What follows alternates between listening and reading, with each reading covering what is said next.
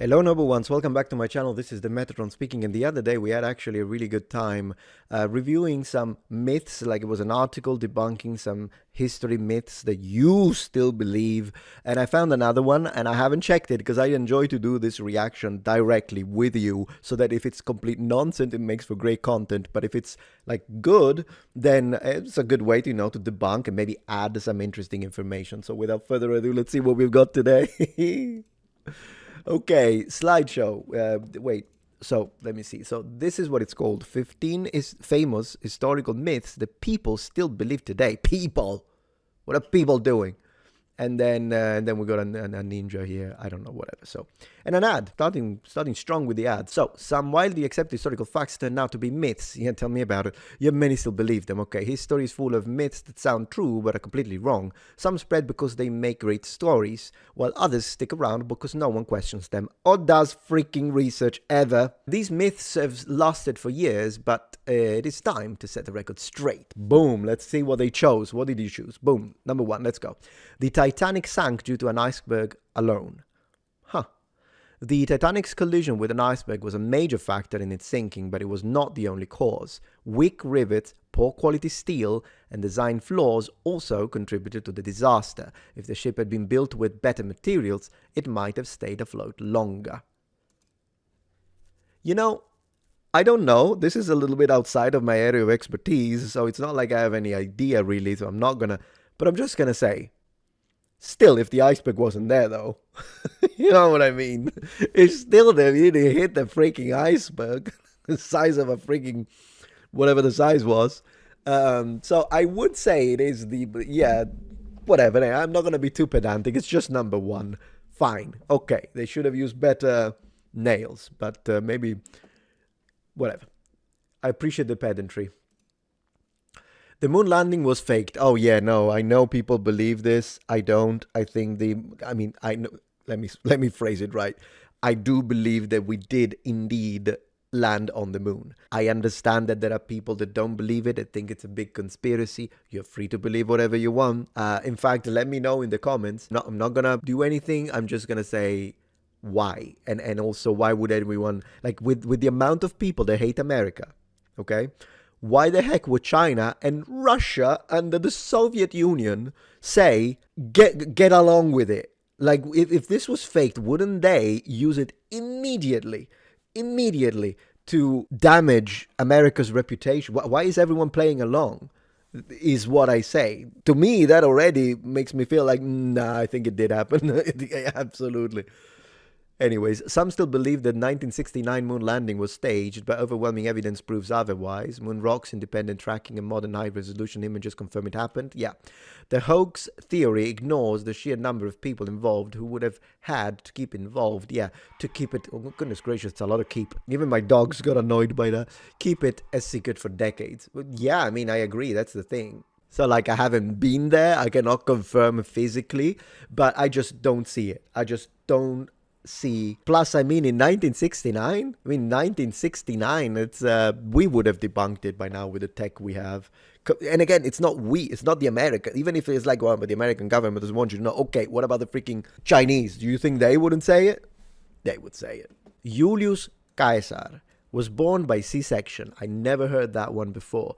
The term caesarean section, yeah, is often linked to Julius Caesar, but he was not born this way. In this time, C-sections were performed only when the mother did not survive childbirth. His mother, Aurelia, yeah, she did live long after his birth, proving this myth false. Okay, cool, thank you. Aha, we've got the Great Wall in Mandarin. Changcheng. Thank you. Many believe the Great Wall is the only man-made structure visible from space, but that is not true. I did hear that one. Astronauts have confirmed that it's difficult to see with the naked eye. But is the myth that you can see it with the naked eye, or is the myth that you can see it? Because if it's just that you can see it, maybe if some kind of magnification involved. Other structures like cities and airport are much more visible from orbit. I can see, of course, cities being more visible. An airport, well, I don't know. I hope they go into something medieval, McAfee. Oh, no, I do like this one, though. The Statue of Liberty was not a gift from Liberty. While France played a huge role in designing and funding the State of Liberty, it was not a gift, contrary to what people know. Yeah, they had to fund it They did have to fund it, though. The US had to raise money, there you go, for the pedestal, and French citizen, not the government, funded the statue. Oh, it was the French. It was the French all along. It was a joint effort rather than a simple gift. Pretty cool. Now, let me tell you something that I think it's even cooler. You know how it looks green? That is because the majority of the body is made of pretty much copper. But it has this color because copper, just like brass and sometimes bronze, they develop a patina over time. They don't rust, but technically, because they don't oxidize.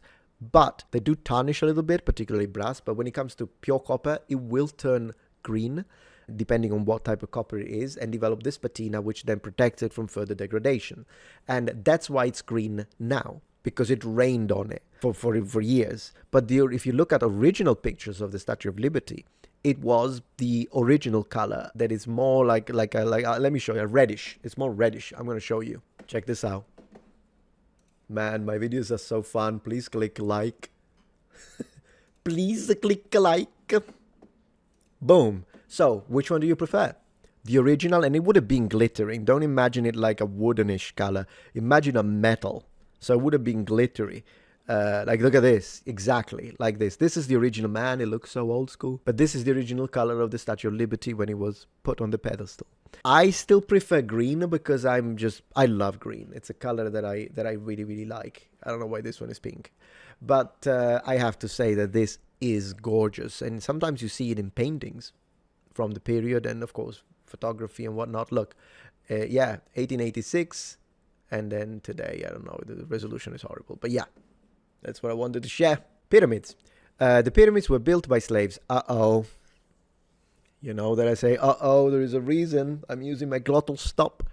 Many believe the Egyptian pyramids were built by slaves, but evidence suggests otherwise. Archaeologists have found the tombs of workers who were well-fed and respected, not treated as slaves. The builders were likely skilled laborers who took pride in their work. No. Okay, so this is... I have a whole dedicated video where anything I'm going to say now in 1 minute is going to be full with all the sources and all the mentions and everything you want. I'll put a link in the description. If I don't remember, just write where the pyramids built by slaves Metatron on the search engine and you'll find it. The reality is, yes, we used to think that only slaves were employed to build the pyramids. And then some kind of like master or whatever chieftain that was like giving them engineers. The reality is that even though, yes, they have found that a certain level of specialized workforce was indeed paid, possibly well, and of course well fed and all that, and they had their own lodgings, yet they existed. But that doesn't mean that that it would represent the totality of the entirety of the workforce that built the pyramids. Because again, we know for a fact that Egyptians did have slaves, and you think they wouldn't have used them? So here is how it is. There are 3 types of workers that built the pyramids. Slaves, most likely for unskilled labor and down in the quarries.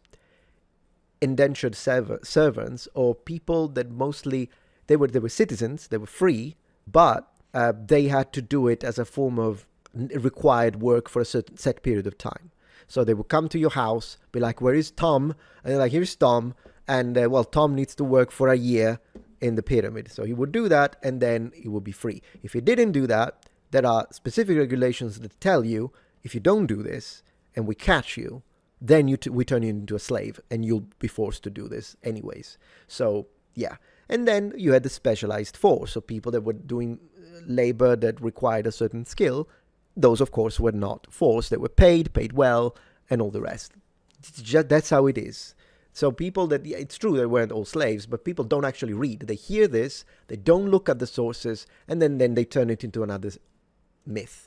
If you're enjoying this video so far, please take a moment to check out my Patreon page. With as little as a $5 support, you can help us ensure that we can continue to produce high quality and high researched content. And at the same time, you get access to polls, extra videos, unlisted streams, and much more. Thank you so much. 7. Viking War horned helmets. Yeah, we discussed this. The classical image of a Viking. Yeah, they didn't do that. Horned helmets are a Bronze Age thing. Like if you look at some Mycenaean helmets, they are horned and they look pretty cool. We did this the other time. Newton discovered gravity when an apple hit his head. No, he just saw an apple fall from a tree in his garden. Thanksgiving turkey makes you sleepy. I never heard of this one, but then again, it sounds very American. Have you ever heard of this one? Let me know in the comments.